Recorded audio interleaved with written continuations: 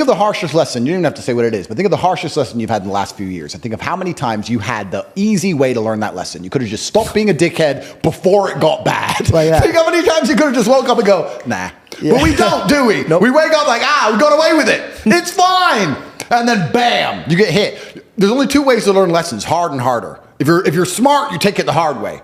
Real idiots take it the hardest way. Yeah. But there's no easy way to learn lessons. But when will you stop the work and take a step back? I don't want to. I don't want to. No. And that's my competitive advantage. I don't want to do that. The enjoyment for you is the work, not the... Completely. Other people are like, oh, I'm here now, so I can now go on holiday. I don't want to stop working. I don't want a holiday. Never. I don't want to relax. Is this relaxing? I'm going to try and relax for the first time in my life. We'll do this here live on the podcast. Ready? Yeah. Ready?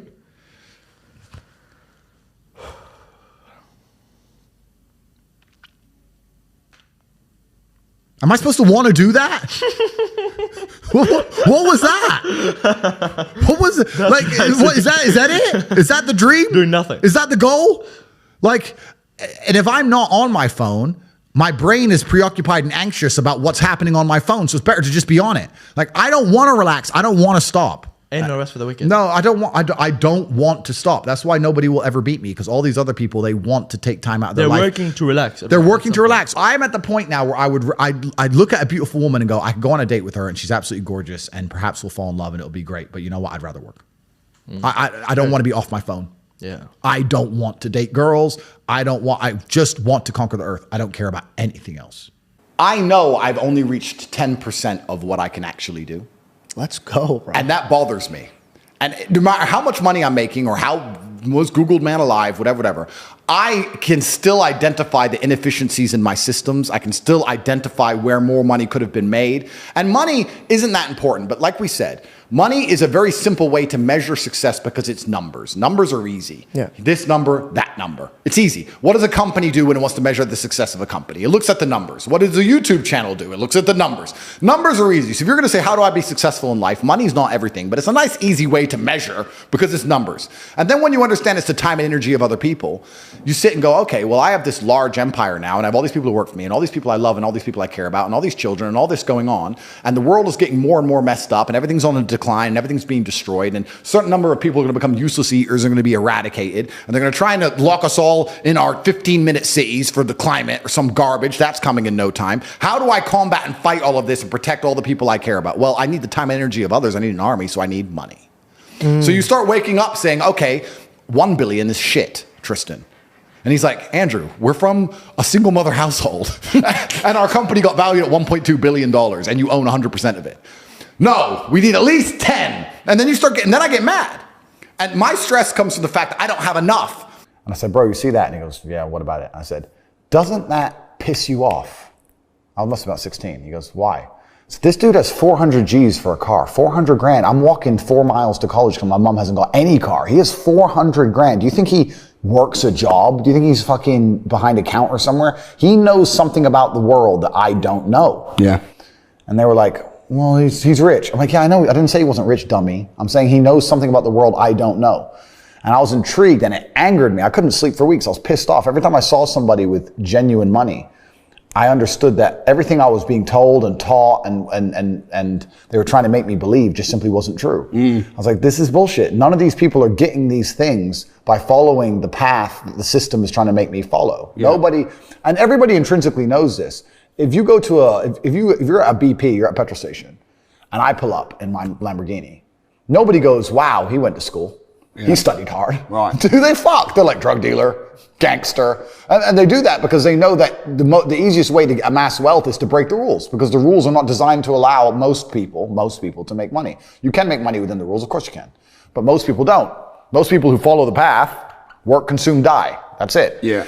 So I always knew the same thing as you, and I knew there had to be another way. I knew that just working for money was a paradigm that wasn't true. And then you understand making your money work for you, and you understand delinking your time from money. Yeah. You start learning to understand these things, but eventually you build a system and you build an ecosystem like me. I have 60 or 70 people work for me all around the world. And things just happen and money just kind of appears as long as everything's well organized. Do you think? And a lot of the problem with people, especially in the world today, is They misunderstand the difference between a dream and a plan. And nothing good in your life is ever going to happen by accident. If you see a guy in fantastic shape, you don't say, how'd you get in great shape? And he goes, it just happened. Oops, I just fell. No, he ate a specific way. He trained a specific time. He did specific things for a specific outcome. And it's the same with finances. And most people who are broke, if you say, do you want to be rich? Yeah, I want to be rich. How are you going to get rich? One day, I'll win the lottery. Yeah, dumb shit. You have no plan. You have no plan whatsoever. No actionable steps. No, you're not doing things daily. You're just hoping some point in the future, God's going to just dump it on your doorstep. Guess what? It ain't going to fucking happen. And unless you have a plan, a specific plan, I'm sure you guys had you had a plan and you worked hard to get to your points. I had a plan. Everything was like, okay, today we have to do day after day after day until you get there. And this is what most people don't have because they're too arrogant or too lazy. I don't think it's stupid. I think most people, if you laid out a plan and they tried their very best and they were willing to learn, could do it. I don't think people are too stupid to make money. They're just too lazy or too arrogant to make money. That's the problem with people. A lot of people are obsessed with the idea of happiness. And especially as a man, I think that happiness can actually be a very destructive motivator. And when men sit and say, I want to be happy, I want to feel happy. To feel happy, a lot of the time, you're looking for temporary hedonism. To be happy, you want to get drunk or take drugs or do something stupid temporarily, and it's very short-lived. I think you should instead be looking as a man to say, I want to feel proud. If you choose pride over happiness, you're going to make decisions that you're proud of and that people around you are proud of, and it's going to be better for yourself and better for society and better for everyone who loves you, everyone you care about. If you're the kind of person who searches for happiness, whether male or female, in my experience, people who search for happiness end up doing hedonistic, temporary, stupid things. When I find men who search to feel proud of themselves, I want people to be proud of me, and I want to be proud of myself, and I want to be respected. They often delay happiness. They often go through very difficult things and build things which are beautiful or build things which are difficult to do. They often go to the other side of fear to feel that pride. I did it. I faced my fear. I did it. Yeah. So I think as a man, searching for pride or searching to feel proud is a pretty positive mindset for masculine achievement. The reason I'm the luckiest man on earth is because God has given me endless building blocks to build a superhero. He's given me endless power. He's given me endless motivation. What did we say? Yeah. He's given me I have endless sources of power. I can sit here right now and recall events that will prevent me from sleeping for 2 to 3 days. That gives me a superpower that other men do not have. They want to go to sleep. They're tired. I can stop being tired for days at a time. I can just have a thought. I can remember. I can sit, close my eyes, and use the power of my brain to vividly remember events, and I will not sleep for days. And when people come to me and say, oh, this happened, I'm really sad, or my heart broke, or this bad thing happened to me, I say, good.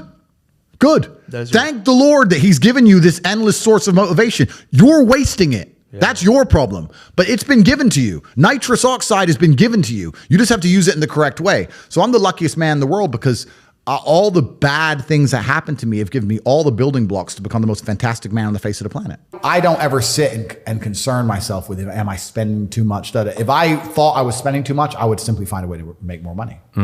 And a lot of people talk about efficiency as well. I've had people talk about working smart, not hard. That is true. But I believe that you need to fill your day with all of the hard work first. I think that working smart is a matter of being more efficient with all the time you should spend working. If you sit there and go, I want to work smart, not hard, so I work an hour a day, well, then you're still lazy. You should work smart and hard and do 15 smart hours a day. That's how you win.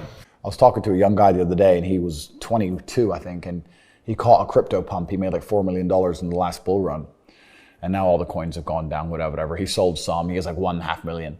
He's like, oh yeah, so I'm waiting for the next pump. I was like, bro, the problem with you is you've now been ruined for life because you're 22, you made easy money, and you think that you don't have to ever do any serious work. You also have no skill. The problem is with the crypto pump, it doesn't teach you anything. You didn't learn sales, marketing, staff management, stress tolerance. You need that. Nothing. He doesn't know how to do anything. So he's just sitting there just gambling on shit coins, waiting for the next one to pump. And he's 22, and his ass is never going to want to get a real job, and he doesn't have any skills. So I think he's in a lot of trouble, truthfully. And I made this clear to him. So it can be a detrimental thing. It can be a bad thing. But in terms of making money, it's certainly easier than it's ever been because we live in a global marketplace now. You can reach the world, and all you have to do is have a message worth making people listen to. And it truly is the abundance mindset is true. I remember when I was broke. When I was broke, I thought everyone was broke. You do. Because I was broke. 100%. And then you get rich and you start thinking, shit, everyone has money. Every supercar I want is sold out. Every diamond watch I want is sold out. The private jet charters are full. The yachts are full. Like, as soon as you get rich, you start Who are going, all these people that got money? Who are they? I was just in Dubai, and my houses are being built. They're going to be completed this year. I bought a bunch of them off plan, so I decided to rent. And I rented a house on the Palm, and it was $25,000 a day, dollars, and I rented it. And I'm sitting there, and the landlord comes and goes, I just got an offer for $35,000 a day. You need to leave. And I go, okay, well, I'll pay $40,000 a day. And then he came back and goes, the guy's offered $50,000 a day for a year. And I'm like, who am I even in a bidding war with? And I just left. I was like, you know what? Take it. I'll get another one. But like, there's people out there with money like you couldn't fucking fathom. There is so much money in the world. So you do get to a level of wealth. Another time it hit me, I was at Monaco. I was sitting around dinner in Monaco after, it was on a car rally, funnily enough. And there's like 10 of us. And I just looked around the table by coincidence and I saw everyone's wearing a nice watch. And I thought, when I was broke, the idea, if someone told me they had 30 or 40 grand in the bank, I thought they were doing good.